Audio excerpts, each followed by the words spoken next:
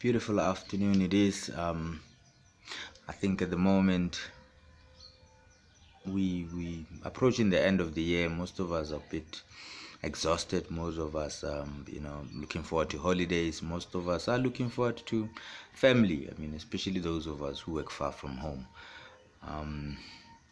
But then just before we start packing up and going, the dads and myself were, talking about the whole issue of being present in children's lives. And as a father, as a man, as an uncle, as a pastor, as a grandfather, as that man that young people look up to, are you playing your role of being a coach? Are you playing the role of being a mentor? Are you playing a role of being a leader? And when I think of leader, I think of coach, I think of mentor. I literally come to think of what makes one of those. Is it actions? Is it speeches? Is it promises? Or is it living up to the promises, living up to the speeches, and living up to the advice that one does? Living an exemplary life. The notion that do as I say and not as I do, we've all been through it. We know about it. We've listened, and we've actually all had our own input in putting that aside and saying it doesn't work like that. The master, the slave kind of relationship, the father, the son, where the father just fires instructions and the son just implements and takes the instructions and goes running.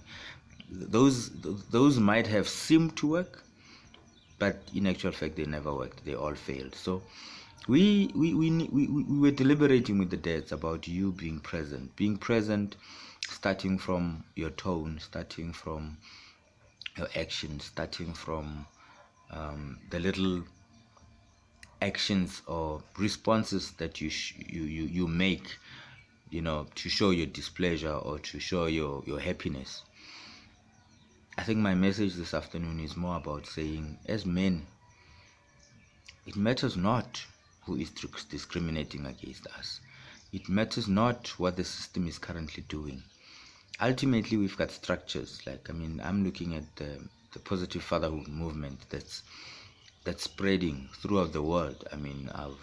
I've seen groups in Canada, in the UK, in Australia, here at home in South Africa, which are positively looking to say, we are fathers, we are here, we want to be recognized, we want fair treatment and all of that. And I'm saying, while all of that is happening, the buck stops with you. It comes down to you. It comes down to you and your daughter, and it comes down to you and your son. The best we can do. One dad just commented now on one of our groups, social media groups, to say, by virtue of location, being in a different town, I cannot be as hands-on as I want to be, but I'm always on the phone with my daughter every day or so. And I said to him, you are present. You are more present than the man who's across the street and is always tired. You are more present than the man who's in the house but works tirelessly for the children that he doesn't know.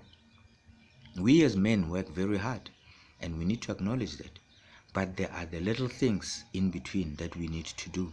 Sitting down, taking the time to sit down with your daughter or your son and look over their homework. Sitting down with the daughter of your son to hear what they wanted to say yesterday when you were very busy.